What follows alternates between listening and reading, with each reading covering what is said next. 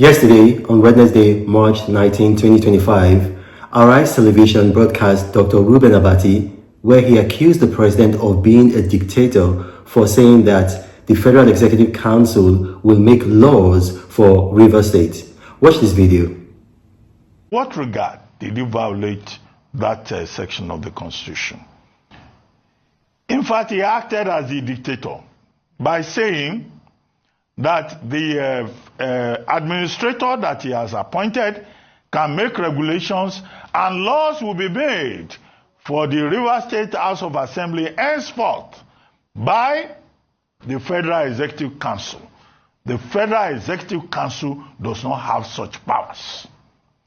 Section 11 of the same Constitution says that, look, when there is a state of emergency, it's only the National Assembly that can make laws for a state House of Assembly. Now, President Tinubu has appropriated unto himself the powers to make laws for the River State House of Assembly. That's an impeachable offense. I don't know whether the National Assembly will have the courage either to reject his gazetted proclamation or to proceed on an issue of impeachment against him for violating the Constitution of the Federal Republic of Nigeria. Actually, the president never said that. If you listen to the broadcast by the president on Tuesday, March 18, 2025, what the president said is that the new administrator will not make any laws for River State. However, he will be free to make regulations, and those regulations will be under the supervision of the Federal Executive Council and will be promulgated by the president. Listen to the president. The administrator will not make any new laws. He will, however, be free to formulate regulations and may be found necessary to do his job, but such regulations will need to be considered and approved by the Federal Executive Council and promoted by the President for the state. This declaration has been published in the Federal Gazette. And there you have it. You watched with your own eyes and you listened with your own ears. The president did not say that the administrator would make laws. What the president said clearly, again, is that the administrator would make regulations under the supervision of the Federal Executive Council. Regulations, not laws. Now, there's a difference. And if a PhD holder does not know the difference between a regulation and a law, then it's a sad reflection on Nigeria's education sector. Now, I'm going to break it down for those who listened to Dr. Abati's broadcast and probably agreed with him and will now start maybe agitating for the National Assembly to impeach the president. A law is the legal framework empowering a government or an authority.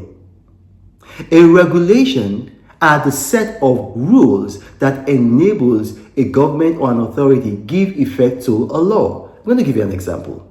Nigeria has the National Honors Act number 5 of 1964. Now, that law empowers the government of Nigeria to give annual national honors to deserving Nigerian citizens. But then, there are policies, there are regulations on how the government goes about fulfilling that law. Those are regulations. They're not laws. So, for example, there are people who have achieved a certain level of distinction. Now, those are regulations. It's not in the law. So, when you have Dr. Abati saying something like this, it's either he did not watch the president, or if he watched the president, then he does not understand the distinction between a regulation and a law. And there's another option. It is possible that he has been blinded by his own political bias. And that's why it is important for television stations in Nigeria not to allow politically exposed persons pass off their opinions as news.